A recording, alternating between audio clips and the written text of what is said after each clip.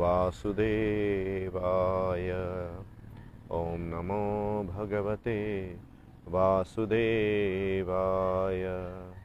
ॐ नमो भगवते वासुदेवाय।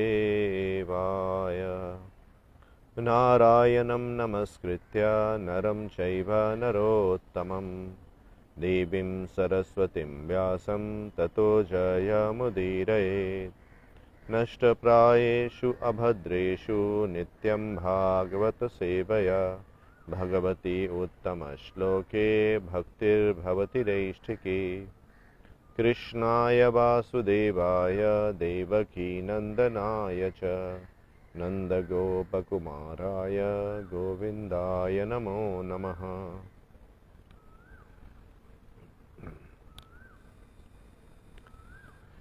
Hare Krishna. Reading from Srimad Bhagavatam, Canto 10, Chapter 1, Shlok number 22.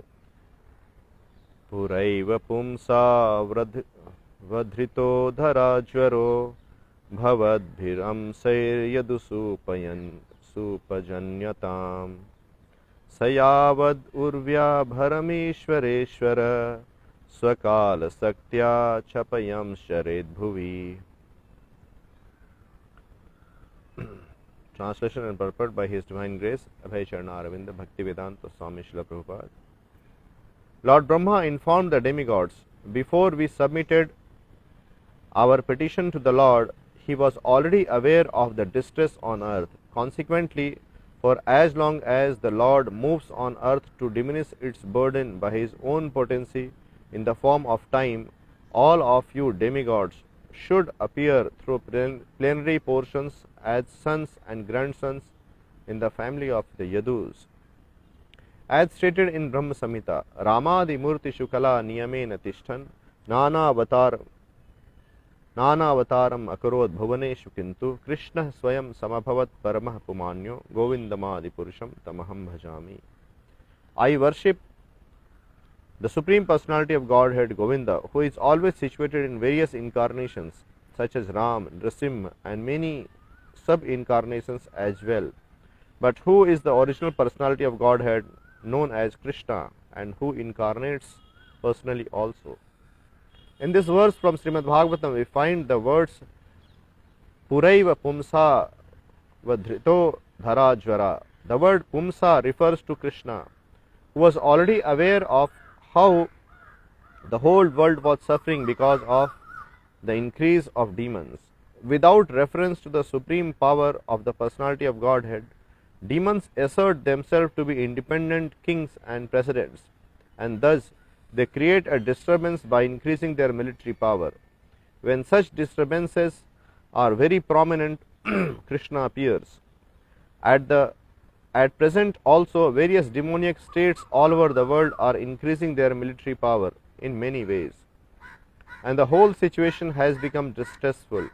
Therefore, Krishna has appeared by his name in the Hare Krishna movement, which will certainly diminish the burden of the world. Philosophers, religionists and people in general must take to this movement very seriously, for man-made plans and devices will not help bring peace on earth. The transcendental sound vibration Hare Krishna is non-different from the person Krishna. Nam Chintamani Krishna Chaitanya Rasa Vigraha Purna Shuddho Nitya Mukto Abhinatvam Nama Namina. There is no difference between sound Hare Krishna and Krishna the person. Om Ajnanatimirandhasya Jnananjana Shalakaya Chakshurunmilitam Yena Tasmai Sri Gurave Namaha. Sri Chaitanya Manobhishtam Sthapitam Yena Bhutale Swayam Rupah Kada Mahyam Dadati Swapadantikam. Vandeham Sri Guru Sri Uta Padakamalam Sri Gurun Vaishnavanscha Sri Rupam Sagrajatam Sahagana Raghunathanvitam Tam Sajivam Sadvaitam Savadhutam Parijana Sahitam Krishna Chaitanya Devam Sri Radha Krishna Padam Sahagana Lalita Sri Vishakhanvitanscha नमः ॐ विष्णुपादाय कृष्णपृष्ठाय भूतले श्रीमते भक्तिवेदान्त स्वामिन्निति नामिने। नमस्ते सारस्वते देवे गौरवाणी प्रचारिणे निर्विशेषा शून्यवादी पाश्चात्य देशतारिणे। हे कृष्णा करुणा सिंधु दीनबंधु जगत्पते गोपेश गोपिका कांत राधा कांत नमोस्तुते। तप्त कांचन गौरांगी राधे वृंदावनेश्वरी वृषभानुसुते देवी प्रणमामि हरिप्रिये। वाञ्छाकल्पतरुभ्यश्च कृपा सिन्धुभ्य एव च पतितानां पावनेभ्यो वैष्णवेभ्यो नमो नमः। श्री कृष्ण चैतन्य प्रभो नित्यानंद श्री अद्वैत गदाधार श्रीवासादि गौर भक्तवृंद। हरे कृष्णा कृष्णा कृष्णा हरे हरे, हरे Ram Ram Ram Hare Hare. Hare Krishna. Lord Brahma informed the demigods before we submitted our petition to the Lord. He was already aware of the distress on earth. Consequently, for as long as Lord moves on earth to diminish its burden by his own potential in the form of time, all of you demigods should appear through plenary portions as sons and grandsons in the family of the Yadus. यहाँ भागवतम के इस भाग में भगवान के संदेश को, क्षीरोदीक्षाई विष्णु के संदेश को ब्रह्मा जी देवताओं को बता रहे हैं और बताते हुए इस प्रकार से कह रहे हैं कि भगवान की इच्छा है कि जो देवतागण हैं वो यदुकुल में जाकर जन्म ले लें और भगवान को इस संसार में जो भी राक्षसों ने उपद्रव मचा कर रखा है, जो पृथ्वी को के ऊपर जो बोझ बन गए हैं, इस बात की जानकारी है। भगवान इस बात से उनको इस बात का ज्ञान है कि पृथ्वी के ऊपर किस प्रकार का बोझ पड़ा हुआ है और भगवान जो हैं वो स्वयं आएंगे और काल के काल जो उनकी शक्ति है उसके अनुसार जो है भगवान जो हैं वो पृथ्वी के बोझ को कम करेंगे। इसलिए देवतागण जो हैं वो यदुकुल में जाकर जन्म लें। और यहाँ शिला प्रभुपाद तात्पर्य में बता रहे हैं कि भगवान के विभिन्न अवतार होते हैं और भगवान जब भी सृष्टि में आते हैं तो वे धरती के बोझ को, पृथ्वी के बोझ को वो कम करते हैं, पृथ्वी के बोझ को वो कम करते हैं। यदा यदा हि धर्मस्य ग्लानिर्भवति भारत अभ्युत्थानाम अधर्मस्य तदात्मानं सृजाम्यहम्। तो भगवान आकर जो पृथ्वी का बोझ है उस बोझ को वो कम करते हैं, इसलिए वो प्रकट होते हैं। और भगवान जो हैं इस कार्य के लिए विभिन्न युगों में अवतरित होते हैं और विभिन्न अवतारों में प्रकट होते हैं। जैसा यहाँ ब्रह्म संहिता के श्लोक को कोट कर शिला प्रभुपाद कह रहे हैं, रामादि मूर्ति शुक्ला नियमेन तिष्ठन् नाना अवतार मकरोद भुवनेषु किंतु कृष्ण स्वयं समभवत परमः पुमान्यो गोविंदमादि पुरुषम तमहम भजामि। तो भगवान जब भी अवतरित होते हैं वो बद्ध जीवों के कल्याण के लिए अवतरित होते हैं। भगवान के जितने भी अवतार हैं, कृष्ण जितने भी अवतारों में प्रकट होते हैं, उनका मुख्य कारण होता है कि वो भक्तों की रक्षा करते हैं और दुष्टों को संहार करते हैं और जो अव्यवस्था फैली हुई है संसार में जिससे कि भक्तों का, साधुओं का जीवन जीना दुष्कर कठिन हो जाता है, उस व्यवस्था को वो सुधारते हैं और पुनः धर्म की स्थापना करते हैं। तो ऐसा है कि जब जो बद्ध जीव हैं वो जो सृष्टि है, जो प्रकृति है भगवान की, उसका दोहन करना चाहते हैं, प्रकृति के जो संसाधन है उसका दोहन करना चाहते हैं अपने स्वार्थ की पूर्ति के लिए। जो भी कि मनुष्य का जन्म का हेतु है कि वो भगवत भक्ति करके भगवत धाम वापस लौट जाए, परंतु भगवान से द्वेष होने के कारण और स्वयं भगवान बनने की इच्छा रखने के कारण जो बद्ध जीव हैं इस संसार में, इस सृष्टि के जो दिए हुए संसाधन हैं उसका स्वयं के स्वार्थ के लिए उसका दोहन करते हैं, उसका शोषण करते हैं, और इस प्रकार समाज में बहुत ही अव्यवस्था फैल जाती है। हम देखते हैं कि आज का भी जो सिचुएशन है उसमें जो दो देश हैं एक दूसरे से लड़ रहे हैं, इतने सारे सैनिक लोग मारे जा रहे हैं, लोगों को इतना कष्ट हो रहा है, लोग घर छोड़कर भाग रहे हैं, क्योंकि एक राष्ट्र जो है दूसरे राष्ट्र के ऊपर अपना आधिपत्य बनाना चाहता है। तो इसके कारण जो है राष्ट्र जो है वह पब्लिक वेलफेयर के चीज़ों को छोड़कर वो अपने सेना को, अपने साजो सामग्री जो सैन्य सामग्री है उसको बढ़ाने के लिए वो इतना सारा धन व्यय करता है, और इस प्रकार की जो कुव्यवस्था है वह संसार में चल रहा है। हालांकि इनकी कोई आवश्यकता नहीं है। यदि सभी जो राष्ट्र हैं एक दूसरे से अपनी शत्रुता की भावना त्याग दें तो इतना बड़ी सेना और इतने बड़े जो साजो सामग्री है युद्ध का उसको एकत्रित करने की कोई आवश्यकता नहीं है, और वो धन जो इनके युद्ध के सामग्री में इकट्ठा किया जाता है उस धन को हम लोगों के वेलफेयर में, विशेषकर उनके आध्यात्मिक उन्नति में लगा सकते हैं। परंतु संसार में स्वार्थ है, और स्वार्थ के वशीभूत होकर व्यक्ति जो है वो अपने इंडिविजुअली या कलेक्टिवली या व्यक्तिगत रूप से या सामाजिक रूप से वो शोषण करता है, दूसरों का दमन करता है, और वे सोचता है कि इस प्रकार से मैं सुखी हो जाऊंगा।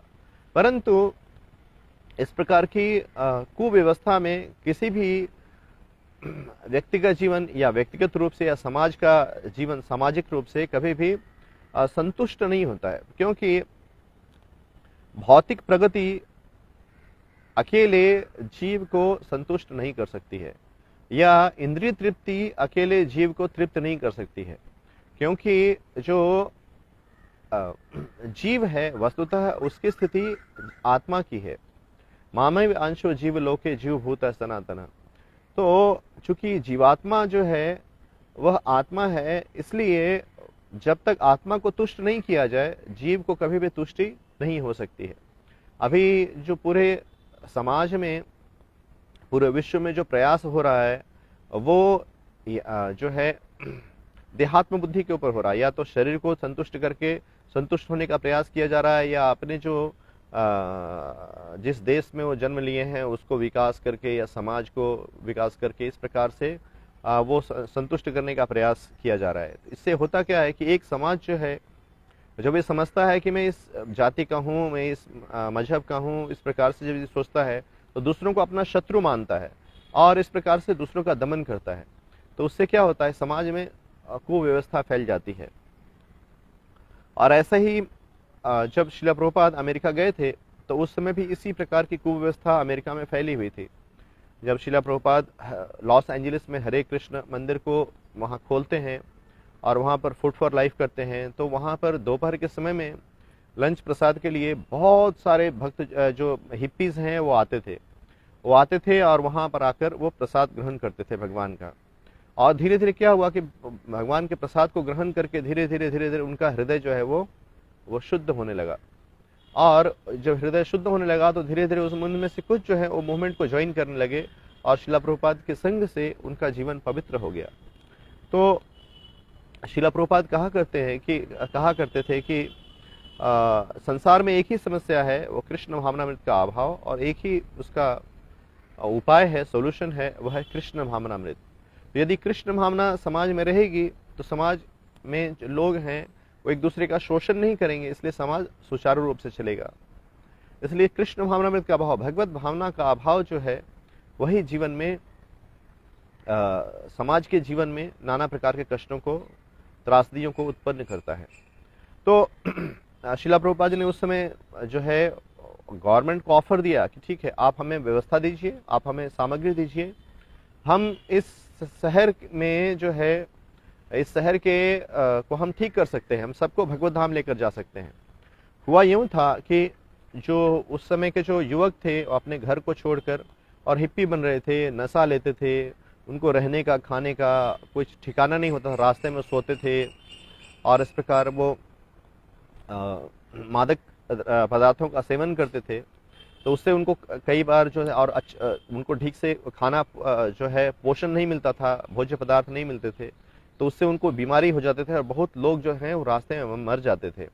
और कभी कभी वो पैसा इकट्ठा करने के लिए, सामग्री इकट्ठा करने के लिए वो चोरी करते थे। और इस प्रकार समाज में क्या था कि और इतने सारे युवक जो थे वो हिप्पी मूवमेंट में वो जुड़ गए थे कि पुलिस को और गवर्नमेंट को समझ में नहीं आ रहा था कि कैसे इनको कंट्रोल किया जाए, कैसे हम युवकों को रास्त्र मार्ग भटकने से रोक सकेंगे। परंतु जब हरे कृष्ण मंदिर वहां पर बना तो हरे कृष्ण मंदिर में आकर उस प्रसाद को ग्रहण करके उनका हृदय जो है, उनका चित्त जो है वो शुद्ध होने लगा। तो यह जो है व्यवस्था है कि जब जीव कृष्ण भावनामृत में होता है तो वो अपनी स्थिति को, प्रकृति की स्थिति को और समाज की स्थिति को ठीक ढंग से समझता है, इसलिए वह समाज को या प्रकृति का दोहन या शोषण अपने स्वयं के स्वार्थ के लिए नहीं करता है और इस प्रकार प्रकृति में व्यवस्था रहती है। परंतु वो जब जो बद्ध जीव हैं, जो लोग हैं और विशेषकर जो राजागण हैं या किसी राष्ट्र के जो लीडर हैं, जो राष्ट्र के नेता हैं, जो राष्ट्र के अग्रणी लोग हैं, जब वो भगवान की भक्ति को त्याग देते हैं, जब कृष्ण भावनामृत को त्याग देते हैं, तो क्या होता है कि वो अपने राष्ट्र में जो भी उसका राष्ट्र उत्पादन कर रहा है उस उत्पाद को वो सेना को इकट्ठा करने में और सेना की साज सामग्री युद्ध की उसको इकट्ठा करने में सारा धन जो है वो व्यय करते हैं और इस प्रकार दो राष्ट्र एक राष्ट्र के साथ दूसरे राष्ट्र के साथ युद्ध करता है और फिर भयंकर विनाश होता है। तो भगवान इस स्थिति को जानते हैं और इस स्थिति को जानते हुए भगवान ने कलयुग में उनका अवतार हुआ है और कृष्ण का जो अवतार हुआ है वह उनके पवित्र नामों के रूप में हुआ है। काली काले कृष्ण रूप नाम, कली काले नाम रूप कृष्ण अवतार, नाम हैते है सब जगत निस्तार। तो समस्त जगत का उद्धार करने के लिए और इस समाज की जो कुव्यवस्था है उससे भक्तों को ऊपर ले जाने के लिए, उससे मुक्ति दिलाने के लिए भगवान ने अपने पवित्र के नाम के रूप में उनका प्राकट्य हुआ है कलयुग में। जैसा श्रील प्रभुपाद यहाँ पद्म पुराण से कोट करते हैं और लिखते हैं, नाम चिंतामणि कृष्ण चैतन्य रस विग्रह पूर्ण शुद्धो नित्य मुक्तो अभिनत्व नाम नामिनः। तो कलयुग में भगवान श्री कृष्ण जो हैं वो अपने नामों के रूप में प्रकट होते हैं और भगवान जो हैं वो अपने नामों से अभिन्न है।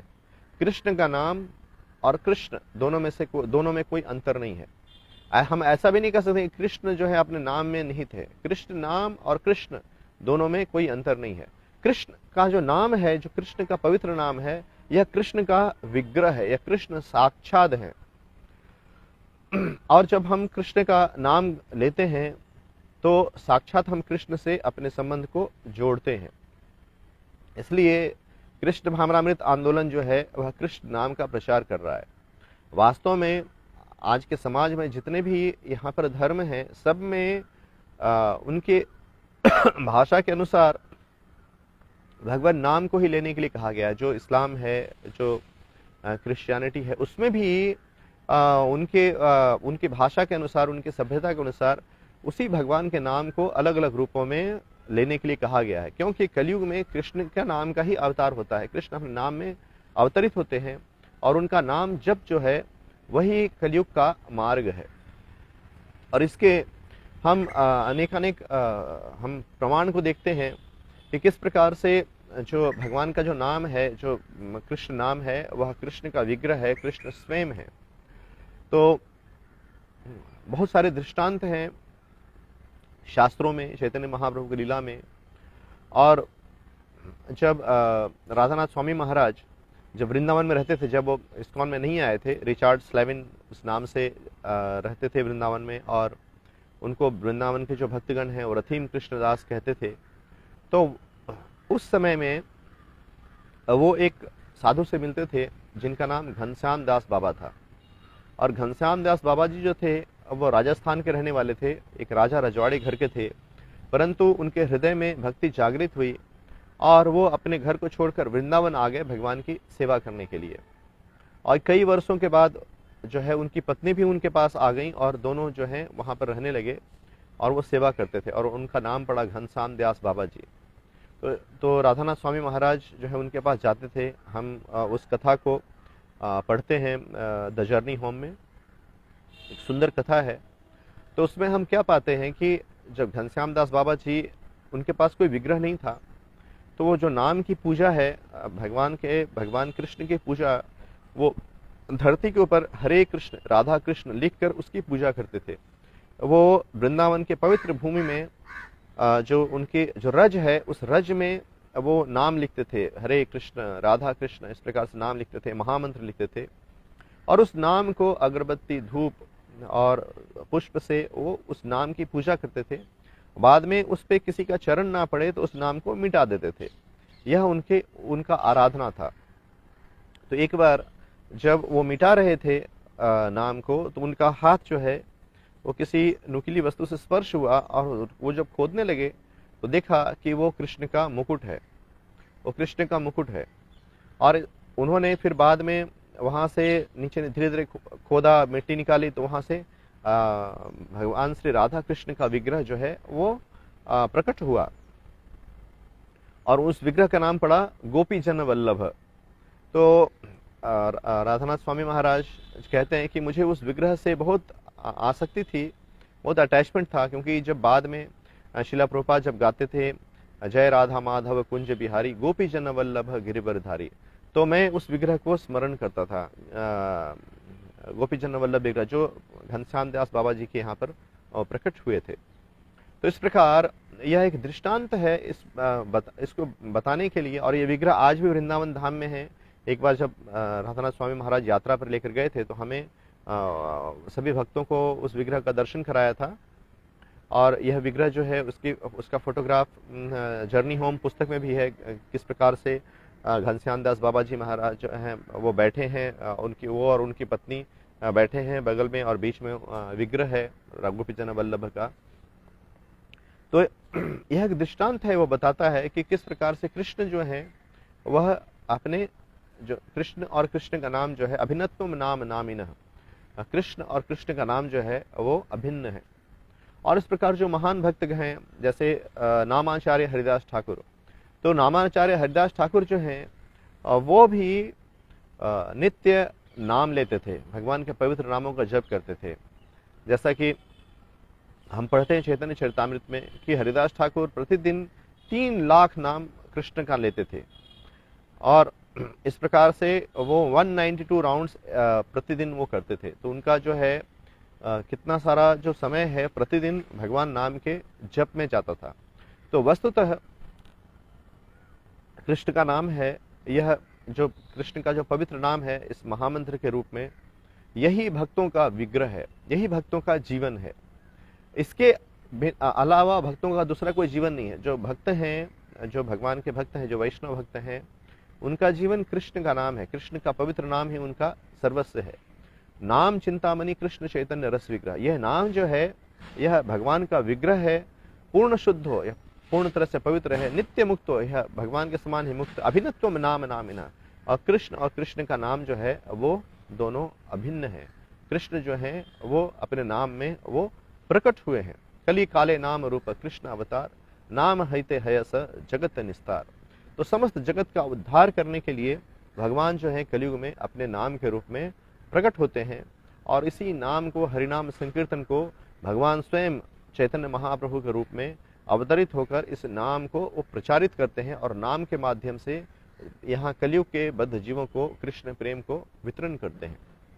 महाप्रभु जीवों का उद्धार करने के लिए ही, हरिनाम का प्रचार करने के लिए उन्होंने संन्यास ग्रहण किया, और संन्यास ग्रहण करने के उपरांत जब वो जगन्नाथपुरी में रह रहे थे, तो जगन्नाथपुरी से वो दक्षिण भारत की यात्रा उन्होंने की, दक्षिण भारत की यात्रा की, और दक्षिण भारत में जहाँ भी गए उन्होंने हरिनाम किया, लोगों को हरिनाम बांटा, लोगों को उत्साहित किया हरिनाम लेने के लिए। और इस प्रकार हरिनाम के माध्यम से जो कलयुग के बद्ध जीव हैं सबका उद्धार हुआ।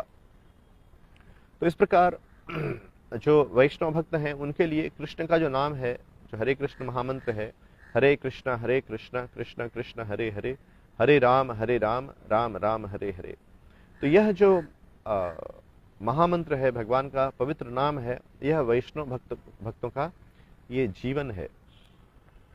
इसलिए वैष्णव भक्तों को चाहिए कि नाम जप में सबसे अधिक प्रधानता दें अपने जीवन में।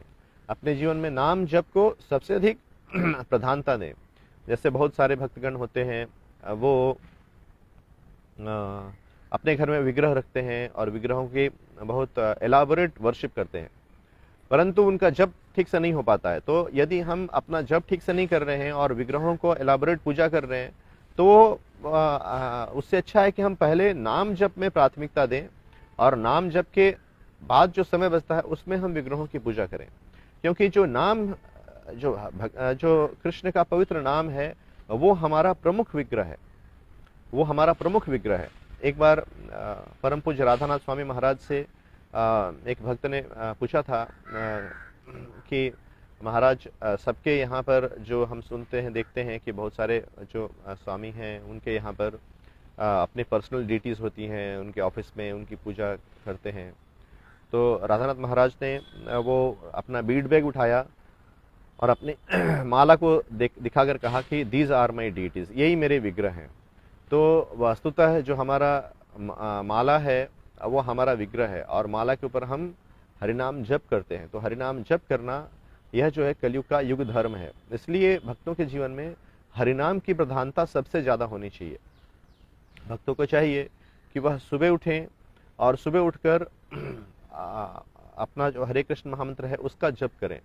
बाकी सभी चीज़ों को छोड़कर वो जप करें। यहाँ तक कि यदि जप करना है तो हम अर्च विग्रह को, उपासना भी छोड़कर हम हरिनाम जप कर सकते हैं और करना चाहिए। क्योंकि जो हरिनाम जप है, जो कृष्ण का नाम का जप है, वही हमारा प्रमुख विग्रह है।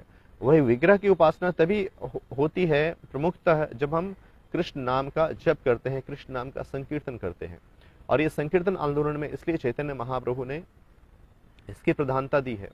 इसलिए सभी भक्तों को यह चाहिए कि अपने आध्यात्मिक जीवन की उन्नति के लिए वो भगवान नाम का जप को अपने जीवन में प्राथमिकता दें। सभी चीज़ों को छोड़कर वो सबसे पहले ब्रह्म मुहूर्त में उठकर और नाम को जप करें। क्योंकि जब हम नाम जप करते हैं तो नाम जप से हमें आध्यात्मिक शक्ति प्रदान होती है, आध्यात्मिक शक्ति मिलती है और उस आध्यात्मिक शक्ति के से हम भक्ति में हमें बल मिलता है और उस आध्यात्मिक बल से, उस शक्ति से हम माया के प्रभाव को, मोह के प्रभाव से अपने आप को दूर रख सकते हैं। क्योंकि हम बद्ध जीव हैं, हमारे ऊपर मोह का बहुत प्रभाव होता है और मोह का प्रभाव होने के कारण क्या होता है, हम संसार के बहुत सारे भौतिक आकर्षणों से मोहित हो जाते हैं। और इस प्रकार हम जब कृष्ण भावनामृत में साधना करते हैं तो वह हमें उस मोह से जो है, यदि हमारी साधना स्ट्रांग नहीं है, यदि हमारी साधना बहुत दृढ़ नहीं है, तो क्या होता है कि हम उस मोह से अपने आप को निकाल नहीं पाते हैं। इसलिए हमें आध्यात्मिक जीवन में बल पाने के लिए हमें सभी चीज़ों को छोड़कर ब्रह्म मुहूर्त में सुबह उठकर और हरिनाम का जप करना चाहिए। जब हम हरिनाम का जप करेंगे, अपनी निद्रा को, आलस्य को त्याग कर अपने जीवन में जप को प्रमुखता देंगे, कृष्ण नाम को प्रमुखता देंगे, तो क्या होगा कि हम संसार के मोह और जो मोह है, जो आलस्य है, उससे हम अपने आप को दूर कर सकेंगे और जो है धीरे धीरे हमारे अंदर इंद्रिय तृप्ति की जो अभिलाषा है उसमें ह्रास आएगा, उसमें कमी होगी और हमें आध्यात्मिक बल मिलेगा। जब हम जप को प्राथमिकता नहीं देते हैं अपने जीवन में तो क्या होता है कि हम उसको पूरा करते हैं किसी प्रकार से, परंतु हमें आध्यात्मिक बल जो है वो प्राप्त नहीं होता है। जैसे कुछ भक्त हैं, वो सुबह 4 माला करते हैं, दोपहर में 4 माला करते हैं, संध्या को 4 माला करते हैं, रात्रि में 4 माला करते हैं, ठीक है, जप करना ठीक है, परंतु उसको जब 16 माला कर रहे हैं वो अच्छा है, परंतु भक्त को चाहिए कि यदि उसके पास ऐसी सुविधा है, फैसिलिटी है, तो उसे सुबह उठकर 16 माला इकट्ठा भक्तों के संग में रहकर जप करना चाहिए।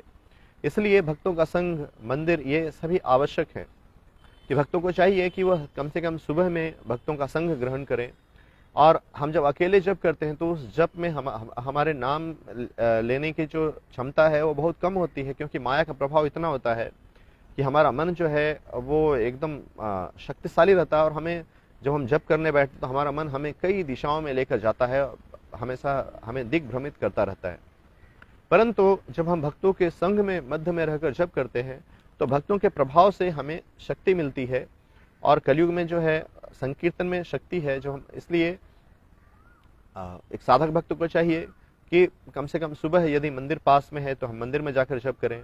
यदि हमारे यहाँ पर आसपास पड़ोस में भक्तगण रहते हैं तो हम उनके साथ बैठकर अपने घर में या उनके घर जाकर हम इकट्ठा बैठकर हम जप करें। यदि कोई नहीं है, जो परिवार के लोग हैं वो लोग ही भक्तगण जो हैं वह ब्रह्म मुहूर्त में उठकर और इकट्ठा बैठकर वो जप करें। इस प्रकार से जब हम अपने जीवन में कृष्ण नाम को प्राथमिकता देंगे, हरि नाम को प्राथमिकता देंगे, तो हमें भगवान की कृपा से आध्यात्मिक शक्ति प्रदान होगी, और उस शक्ति से हम संसार के जो माया है, मोह है, उसके प्रभाव से अपने आप को सुरक्षा कर सकेंगे। यहाँ मैं विराम देता हूँ। हरे कृष्णा कृष्ण कृष्णा हरे हरे, हरे राम राम राम हरे हरे। शिला प्रभुपाद की जय।